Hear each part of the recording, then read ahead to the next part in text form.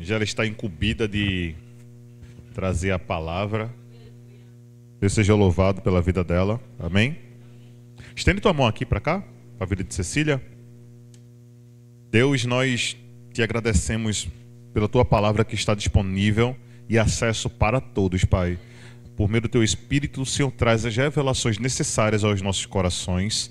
E é nesse sentido que nós pedimos pela vida de Cecília, que ela faça o bom uso da tua palavra, ela maneje bem, assim como o Senhor dá a direção para Timóteo.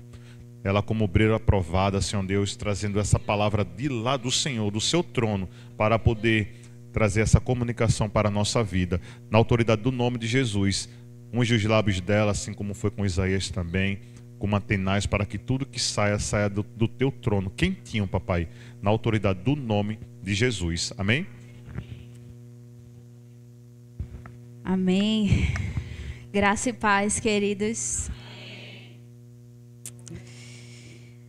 Vamos abrir as nossas Bíblias no livro de Mateus. Mateus, capítulo 8. Quem for encontrando, fica de pé.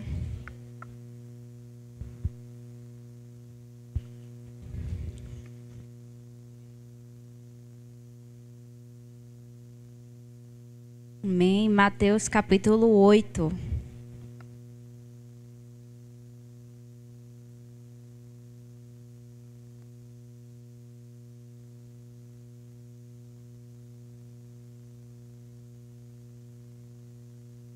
Mateus capítulo 8, a partir do versículo 5, que diz assim: Entrando Jesus em Cafarnaum, dirigiu-se a ele um centurião e, pedindo-lhe ajuda, disse: Senhor, meu servo está em casa, paralítico, em terrível sofrimento.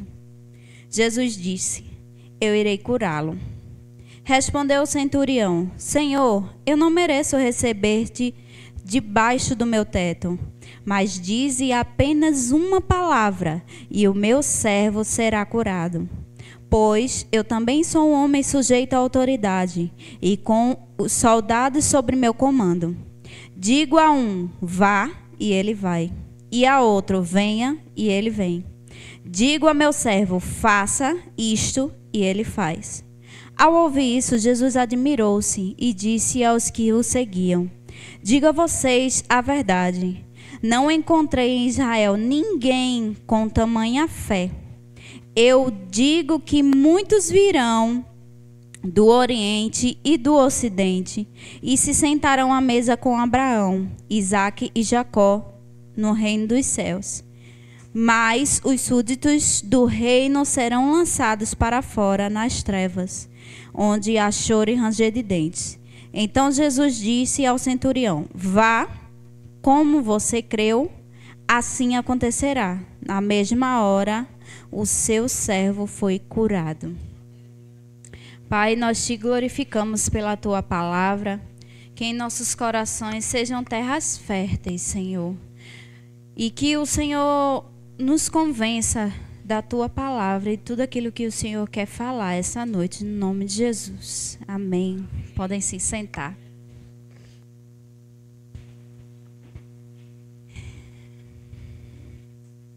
E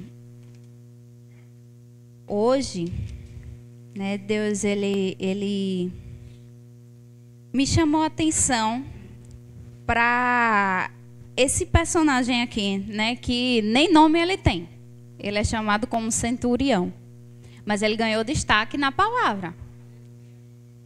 E ele ganhou destaque na palavra pelo tamanho da sua fé. Tão tal que quando Jesus fala aqui que muitos irão sentar-se à mesa com Abraão, Isaque e Jacó, eu imagino que Jesus também falou desse centurião, né, de acordo com a fé, o tamanho da fé dele que ele demonstrou naquele momento. E aí eu fiquei pensando, eu fiz, meu Deus, que tamanha fé, né, esse homem tem. Caramba, o homem nem era de Israel, o homem nem era do povo escolhido de Deus, ele era um romano. Ele nem conhecia tudo que o povo de Deus conhecia, mas ele demonstrou uma fé que surpreendeu Jesus. E aí eu fiz, o que é que ele fez de tão assim, de tão interessante? O porquê ele chegou a ter aquela fé, né? E aí eu comecei a ver, o Espírito Santo começou a me dizer assim: observa bem que o que ele fala, né? O que é que ele justifica para que aquela fé aconteça. Ele diz, quando ele diz aqui, eu também sou, cadê? Pois eu também, o versículo 9, pois eu também sou um homem sujeito à autoridade, e com um soldado sobre o meu comando. Digo a um, vá, e ele vai. E a outro, venha, e ele vem. Digo ao meu servo, faça, e ele faz. Então, assim, ele ocupava um lugar de autoridade. E por causa desse lugar de autoridade, que ele sabe que se ele disser uma palavra, a pessoa vai fazer, independente de, vai obedecer ele, acreditando naquilo que ele está dizendo, porque ele está sendo o chefe, ele é que está tendo aquela visão. Então, ele entendia de que Jesus era o mestre, de que se Jesus apenas falassem assim como ele fala para os soldados dele, o servo dele seria curado. E o centurião, eu fui pesquisar, né? Eu disse, o que é centurião? Que eu, pelo menos, nunca... Eu só vi aqui, eu conheço centurião da Bíblia, mas não sei, não sabia. E aí, centurião, ele é um homem, né, que recebe autoridade no exército romano, e ele comanda de 80 a 100 homens. Então não era só 2 ou 3 que obedeciam eles, eram de 80 a 100 homens, que se ele dissesse faça, eles iam fazer, sem questionar nada. Pode ver que eles não questionam. Faça, vai lá fazer. Volta, ele volta. Vai, ele vai. Então, hoje eu queria trazer não a gente como só os que obedecem, mas sim qual é o lugar que você ocupa. Quem é você? Qual é o lugar que você ocupa dentro da sua família, dentro do seu trabalho, dentro da igreja? Você tem um lugar para ocupar. Você não é uma pessoa aleatória. Ah, eu sou inexistente, eu não sou nada. Não, você é. Você é filho de alguém, você é mãe de alguém, você é pai de alguém, você é irmão de alguém. Você, às vezes, ou é chefe de alguém ou faz alguma coisa. Nós todos temos alguma atividade. E sobre a atividade que a gente faz, a gente tem autoridade. Então, muitas vezes a gente fala assim, mas pelo menos assim, eu vou trazer para quando eu era adolescente. Eu ainda me acho adolescente, tá? Mas não sou mais. Me acho adolescente, não sou mais. Mas quando eu era adolescente, eu ficava pensando assim, os cultos para mim, às vezes, não era tão legal assim, porque eu fazia, a palavra que está falando ali não é para mim. Porque eu não sou mãe, eu não sou pai, então aquela palavra que está saindo ali na igreja não é para mim. Aquele louvor ali só é para quem é mais santo. Aí, como eu peco, eu não vou cantar o louvor, porque não é para mim. Eu vou dar dízimos e ofertas porque eu só tenho 10 centavos, e 10 centavos é tão pouco, então não é para mim. E isso tudo era mentira do inferno. Porque todas as coisas que nós fazemos, e fazemos de coração grato, com o coração que, pensando, eu estou fazendo para o reino. Aquilo que você tem, você não precisa ser mais daquilo que você já é para atuar no reino, não.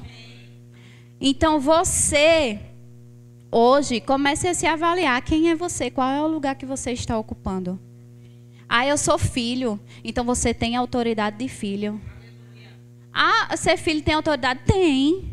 Vocês conhecem um filho que teve autoridade sobre todas as coisas? Jesus. Ele foi um filho cheio de autoridade porque o pai dele deu a ele. Então não se deixe levar na mentira de que você não tem lugar de atuação. Você tem um lugar, você pode fazer, você pode sim trazer o reino através daquilo que você faz. Procure as suas qualidades. Ah, eu não sei quais as minhas qualidades. Você sabe, é aquilo que é mais fácil para você fazer. Nem tudo é tão fácil assim para mim quanto é para outra pessoa. Sabe, eu mesma eu gosto muito de trabalho manual, eu gosto muito de decoração, dessas coisas. Mas, para mim é fácil. E eu faço assim, poxa, que besteirinha, né? Isso eu faço com facilidade. Mas tem outras pessoas que não fazem, gente. Aí pronto, aí um exemplo, meu pastor, botar meu pastor para colar florzinha, não vai sair bonito. E nem minha pastora. Pronto, então assim, mas bota o pastor para tocar? Bota o pastor para liderar? Para cantar não. Mas assim, cada um de nós tem a sua facilidade. Procure o seu lugar de autoridade. Pense, eu sou filho, eu sou mãe, eu sou pai. Ah, eu sou técnica de enfermagem, então eu tenho autoridade sobre meus pacientes, declarar cura sobre eles. Ah, eu trabalho limpando o chão.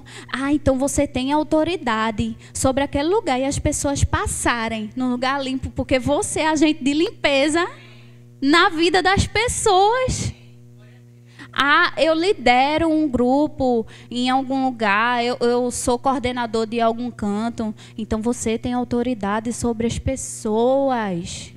Então pegue isso com força, isso é seu, Jesus deu para você. E aí através disso a gente pode surpreender Jesus, minha gente. Jesus não foi surpreendido por coisas grandes, não. Foi só, ele disse assim, olha Senhor, eu, todo pequeno aqui, mas se o Senhor disser assim, está curado, eu creio e meu servo já vai ser curado lá, o Senhor não precisa nem chegar. Só foi isso, minha gente, ele só acreditou naquilo que ele já fazia. Então acredite que você pode fazer. E aí, deixa eu ver. Aí, eu botei aqui, né? Cada um de nós temos algo para contribuir com o reino. E como Jesus, ele já chegou, pelo menos eu creio, sim, ainda não chegou na sua vida, trate de chegar, viu? Fazer com que Jesus chegue na sua vida. E Jesus, ele, do início ao fim, quando ele chega na vida de alguém, tudo se transforma. Você não vai ver na Bíblia uma pessoa que Jesus chegou, que Jesus trabalhou na vida dela e essa pessoa ela não foi transformada. Não aconteceu alguma coisa na vida dela. Foi extraordinário? Alguns sim, alguns não. Por quê? Porque, por exemplo, desse centurião, quem foi curado foi o servo dele. A cura nem era para ele. A cura era para um servo dele. Então, assim, nada mudou para ele, mas mudou a vida de alguém. E aí, logo depois dessa parte, fala assim, o Mateus capítulo 8, versículo 14. Entrando Jesus na casa de Pedro, viu a sogra deste de cama, com febre. Tomando-a pela mão, a febre a deixou e ela se levantou e começou a servi-lo. Então, quando eu li isso, eu fiz, caramba, onde Jesus passa, algo acontece. As pessoas se levantam, as pessoas vão fazer. Porque o centurião ele se tornou um exemplo de demonstração de fé. Então, no mesmo texto, Jesus menciona Abraão. Abraão, pai da fé. Então, um centurião, no mesmo texto que um centurião sem nome, foi colocado no mesmo texto onde tem o nome de Abraão, pai da fé. E aí, essa partezinha aqui, ela é bem pequenininha.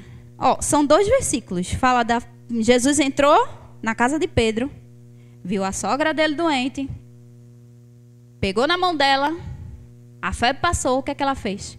Levantou e foi servi-lo. Gente, a sogra de Pedro, eu imagino que era uma veinha desenrolada na comida. Tava lá, a bichinha mole, desfalecida. Quando entrou, Jesus pegou na mão dela, foi curada. O que é que ela foi fazer? Ela foi fazer o que ela fazia de melhor. Foi servi-lo. Minha gente, mas eu só sei fazer comida. É isso que Jesus quer de você. Eu só sei, eu não sei fazer, eu só sei capinar mato. É isso que Jesus quer de você. Jesus não quer coisas maiores, enormes, grandes. Não, porque é através disso que Ele vai trabalhar na sua vida. E aí, quando ela levanta e vai servi-lo, eu olhei assim, eu disse, meu Deus, que coisa maravilhosa. E comece a pensar no seu dia a dia agora. Naquilo que você faz todos os dias com facilidade. Agora pensa isso daí. Jesus valorizando isso que você faz. Pense o quão é incrível você poder transformar aquilo que você tem de facilidade para o reino. Renato falou aqui de contribuição para o reino. E não é sobre, como ele disse, cédulas e moedas. É sobre aquilo que você tem. E aí eu tenho um outro exemplo maravilhoso. Que é em Marcos. Marcos capítulo 5, versículo 1.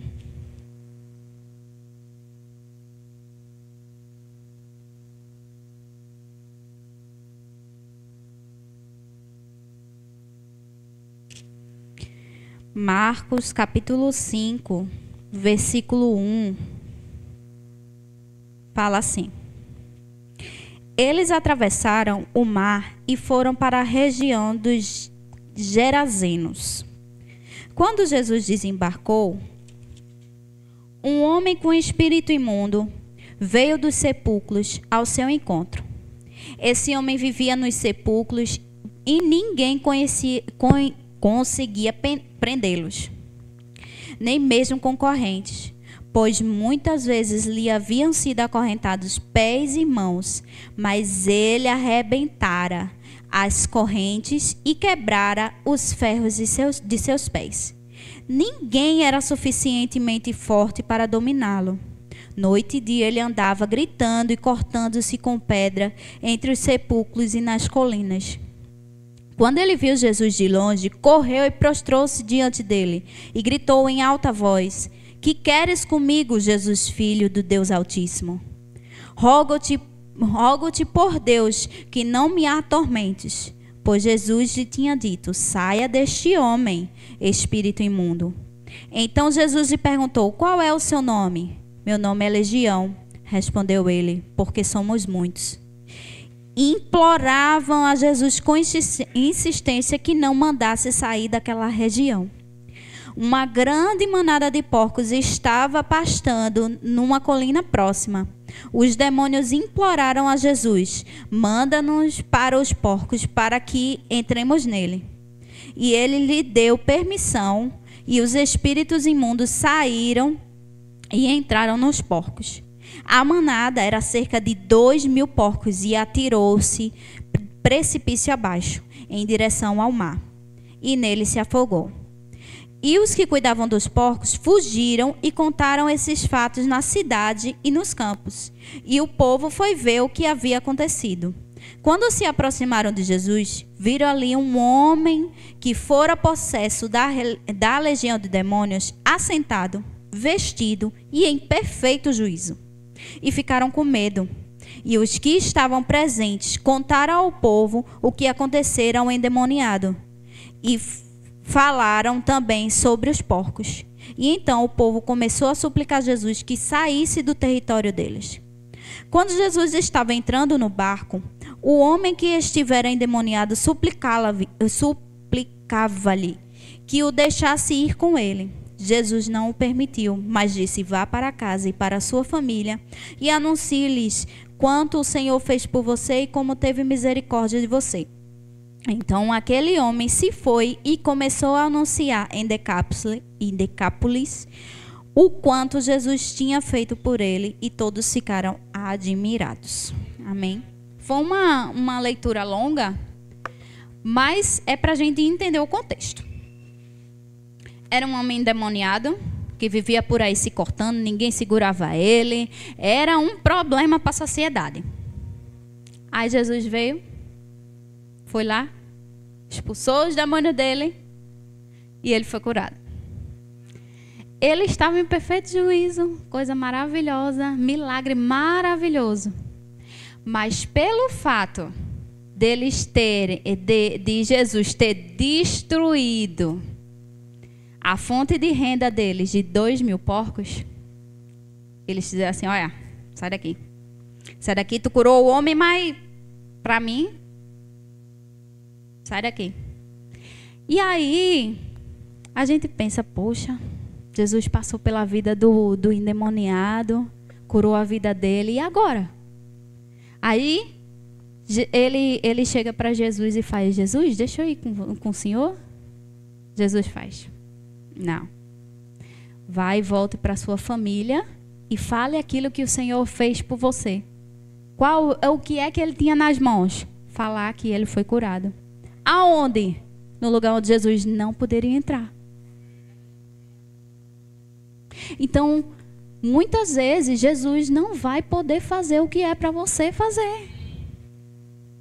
Jesus não podia mais, o povo expulsou Jesus dali, mas eles não poderiam expulsar esse cara, porque a família dele estava lá dentro daquele lugar. Então, foi Jesus que foi lá pregar? Não, Jesus fez a obra na vida dele e ele foi enviado. Então, por isso que eu estou dizendo, tem milhares de exemplos de Gênesis a Apocalipse, de pessoas que fizeram com aquilo que tinha nas mãos. Teve coisa que Deus fez incrível, maravilhosa? Teve. Mas também teve coisas pequenininhas. E quem sabe lá o que é que Deus quer fazer com você? Agora tem que ter a disponibilidade. Como eu disse, o povo não quis Jesus. Jesus poderia fazer muito mais naquela cidade? Com certeza. Mas as pessoas não quiseram. E aí, quem foi? Foram outras pessoas, né, abençoadas. Porque dali Jesus já saiu, foi para outro lugar e outras pessoas foram abençoadas. Então, que através da sua vida, através de você, o reino venha.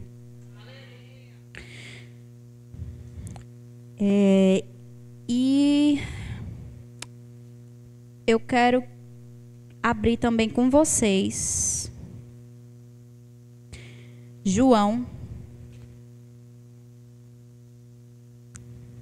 capítulo 14.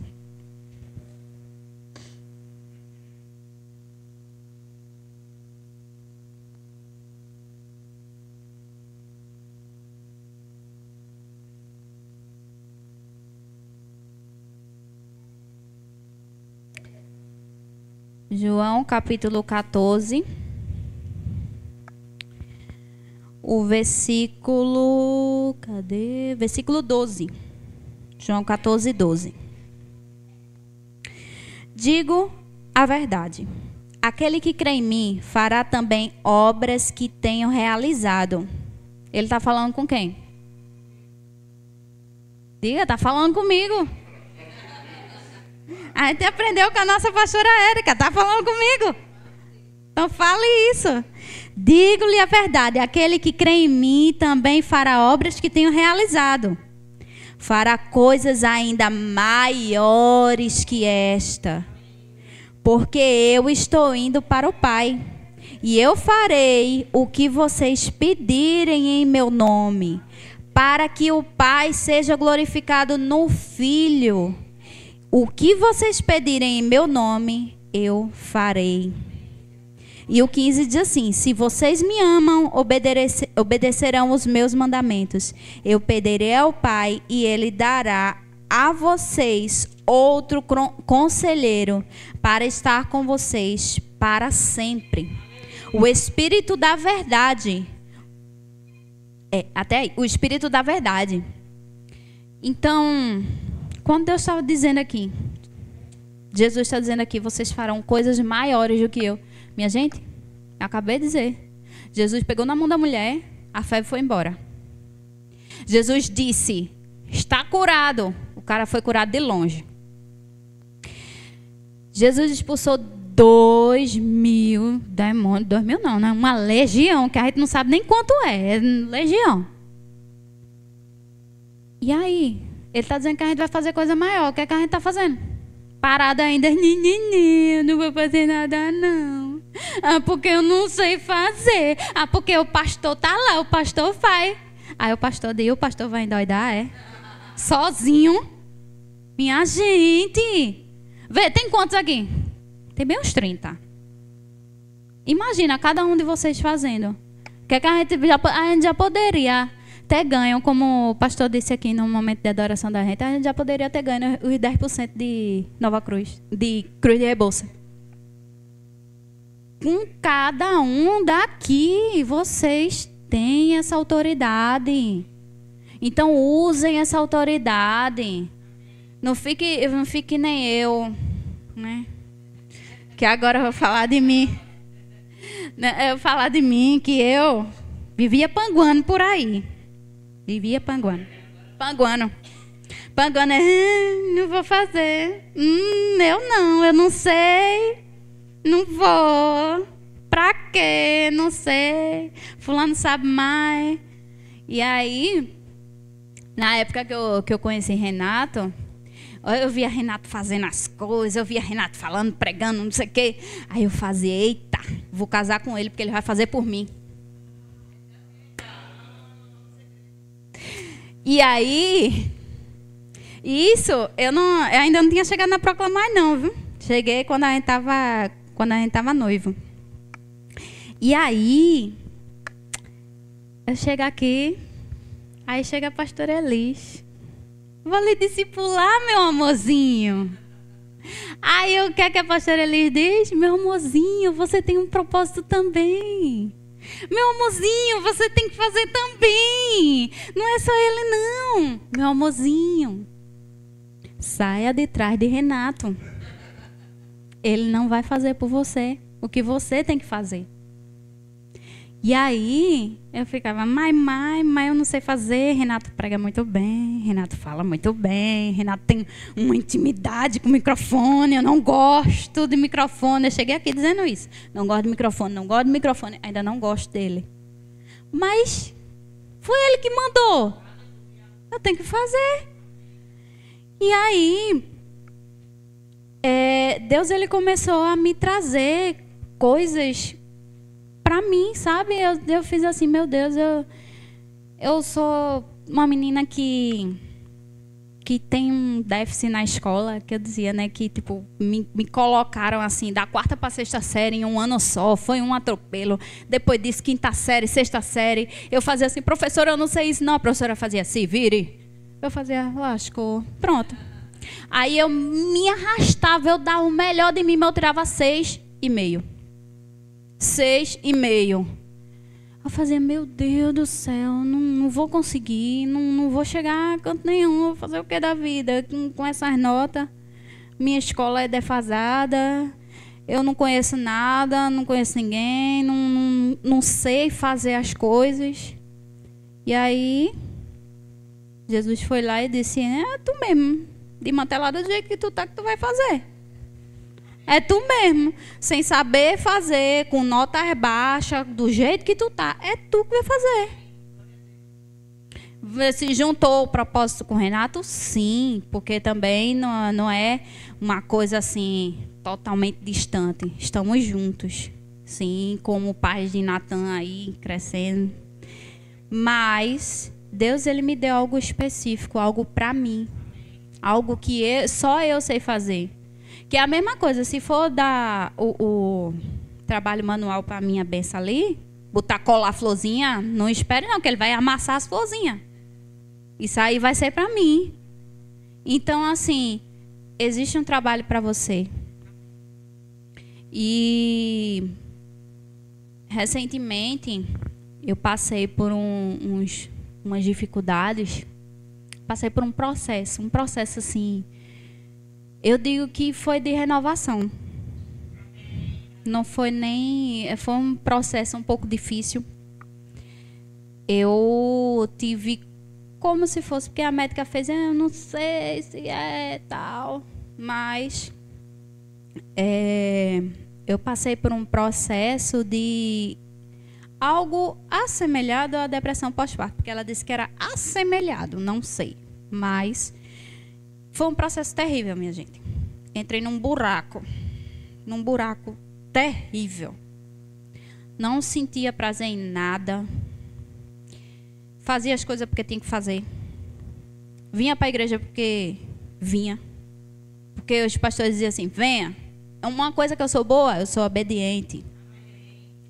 Mas só isso, porque o resto eu fazia mesmo com raiva, assim, ó, vai ter reunião, eu fazia, vixe, quero ir não, vou nada, não quero ir não, vou para lá fazer o quê? Se eu não estou com vontade de fazer nada.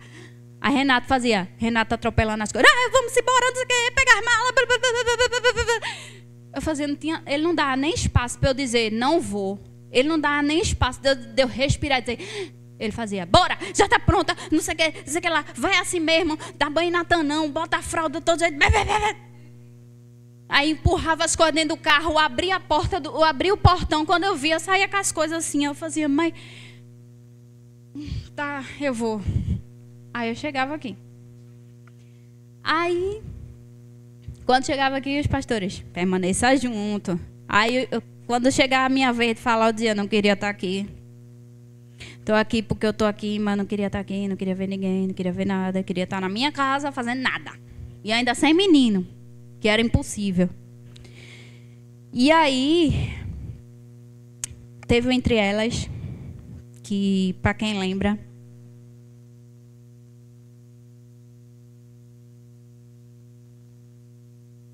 foi um momento maravilhoso aqui com a gente. Que momento maravilhoso, minha gente. Mas eu tava só o pó. A sombra do pó. Sentei lá atrás. A pastora Elisa olhou para mim. Eu tava assim. Segundo o pastor, eu tava morta. Cara de morta, literal. Usando marrom, que piorou a situação. Eu tava só a sombra do pó. E aí... Eu, lá atrás, ainda trouxe minha cunhada. Aí, ouvindo a palavra, a pastora, olha, Cecília não vai atuar hoje, deixa ela quietinha lá no lugar dela. Eu disse, amém, glória. Porque eu não estava com vontade de fazer, então, para mim, ficar lá no meu cantinho estava ótimo. E aí, a pastora que veio aqui, né, quem lembra, o nosso tema foi A Tua Mesa Cura. E no momento a pastora mandou a gente fechar os olhos. Mandou a gente se assentar à mesa com Jesus.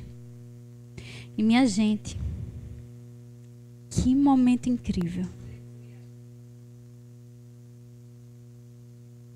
Eu me vi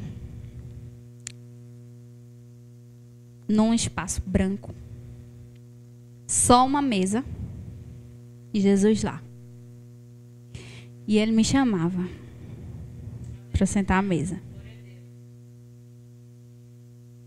E aí eu comecei a dizer a ele: Senhor, o Senhor sabe, eu tô toda desmantelada, eu não tô com gosto de nada, eu tô fazendo tudo errado, tô sendo uma péssima esposa, uma péssima mãe, uma péssima líder, uma péssima serva, tô fazendo nada que preste.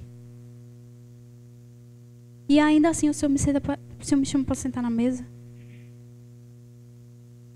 E eu comecei. E eu só sentia. Eu não vi o rosto de Jesus, tá? Mas eu só sentia o rosto dele assim, ó. Pra mim. Aquela cara de conte mais. Vá contando. Tô ouvindo tudo. E ele lá ouvindo. E aí eu fazia. Eu queria saber o porquê eu tô assim. Não sei para que eu fui dizer isso. Aí ele disse: agora eu vou falar. Ele fez assim: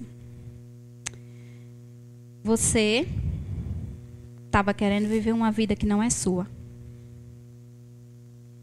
Você estava querendo viver a vida porque eu dizia que eu estava com saudade de mim, estava com saudade da minha vida, estava com saudade de ser eu. Eu dizia isso direto, dentro de casa. Renato se lascou comigo, coitado.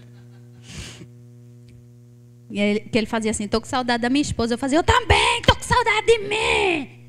Aí ele, coitado. Mas aí Jesus me curou, amém. E aí ele pegou e disse: porque você quer viver uma vida antiga. Você quer viver uma Cecília que não é mais para ser. Você não é mais menina. Você agora é uma mulher, você é mãe, você é esposa, você é líder. Então não dá para viver mais uma vida de filhinha da mamãe, que tudo mamãe faz por você, de que não tem responsabilidade, de que não tem autoridade. E aí eu me acabei de chorar. A pastora, meu Deus, sujei a pastora todinha de lágrima, de baba, de tudo. E quando foi, primeiro veio Signe e me abraçou. Quando ela me abraçou, foi exatamente na hora que Jesus se levantou e me abraçou sentada na mesa. E aí ela foi usada por Jesus com aquilo que ela tinha, com um abraço, minha gente, que me curou. E aí depois, a pastora que estava aqui mandou a gente se levantar e não sei o que, receba poder e tal. Lá vem a pastora e diz: tá na minha mão, receba, puf. Aí eu fiquei assim: meu Deus, eu tenho estudinho, é? Estudinho na minha mão. Isso é pra mim. Amém. Aí passou-se os dias. Passou conferência, chorei a semana todinha, mas continuei morta. Continuei lá. Não, mas passou, mas Jesus falou, mas eu tenho que ir lá fazer mesmo. Não dá pra mim não. Mas aí eram outras coisas que também estavam junto. Eu precisava de um remedinho. Estou medicada, para a glória de Deus. Mas assim, vale muito a pena vir para psicólogo e psiquiatra. Eles são bênção de Deus. Não é porque a gente tem que assumir mesmo. Às vezes a gente endoida. A gente meio que dá umas piscadinhas de olho sozinho.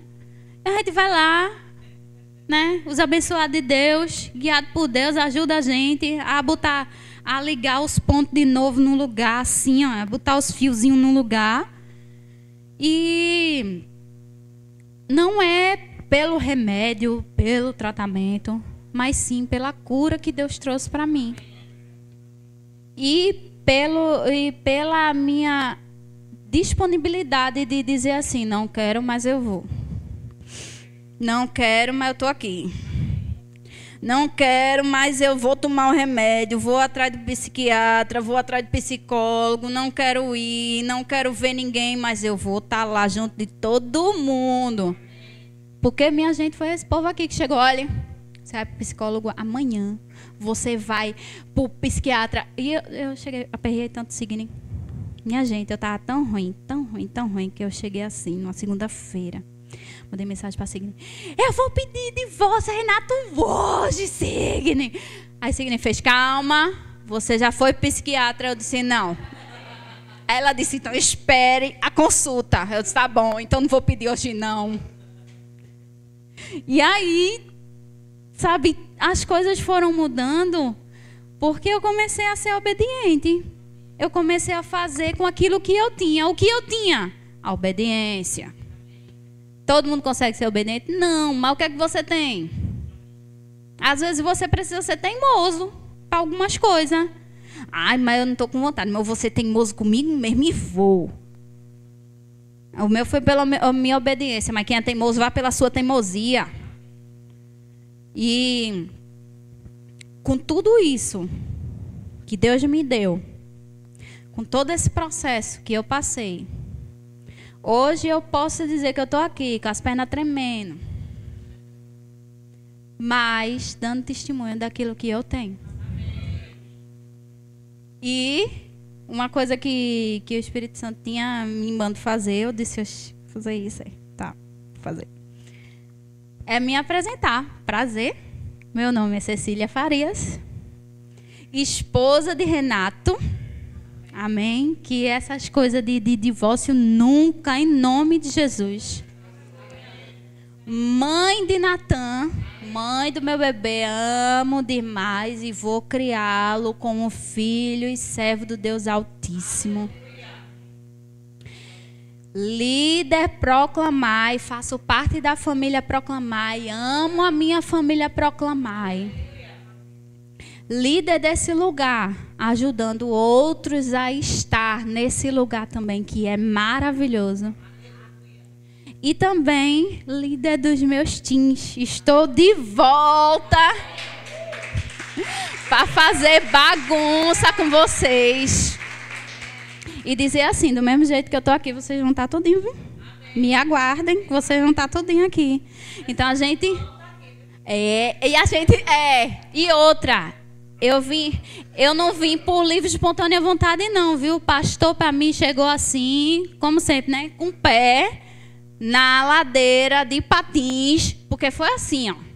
Ele chegou depois do domingo passado, ele fez assim, Cecília, ministra. Aí eu, hã? Aí ele, você é ministra? Eu disse, Aí depois Rafa chegou junto de mim. Rapaz, o pastor resenha. Eu disse, nem para pagar de doida, né? Ele deixa. Aí ele fez, claro que não, nem deixou tu pagar de doida. Eu disse, pois é. Então vou ter que ir. E é isso. Vamos embora. Se você quiser, né, se levante aí. Se você quiser realmente hoje transformar a sua vida e dizer, não, hoje a partir de hoje eu quero firmar um compromisso na minha vida, que eu quero fazer aquilo que eu tenho. Agora, você vai vir para cá firmando um compromisso diante dessas testemunhas de que você vai fazer aquilo que Deus chamou você para fazer. Amém? Quem quiser pode vir, chama as pastoras, nossas líderes também para orar pelas pessoas que vão vir, nossos pastores. Amém? Pode vir, viu, minha gente? Fica com vergonha, não. A gente vai cobrar, mas é pouquinho, não se aperreia, não. A gente só empurra da ladeira. Mas é tão bom ser empurrada da ladeira, você não tem noção.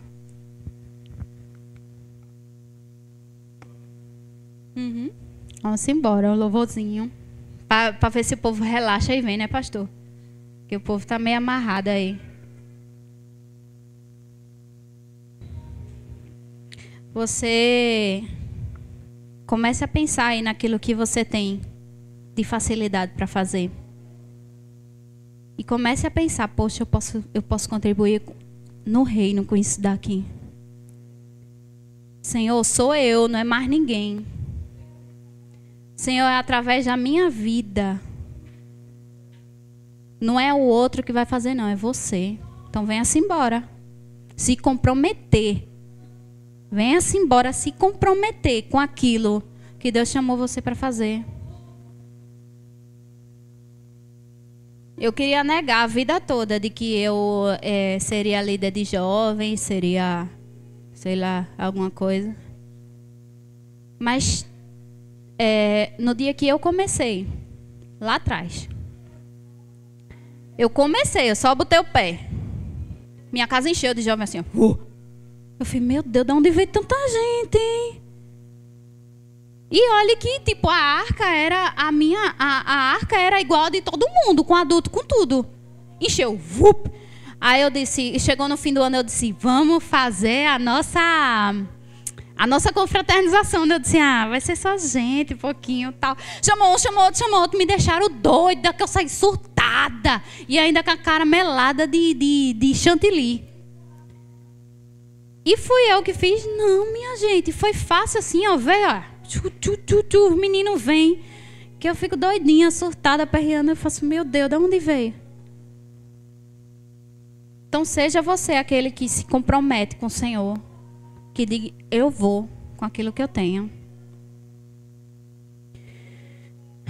Vamos orar.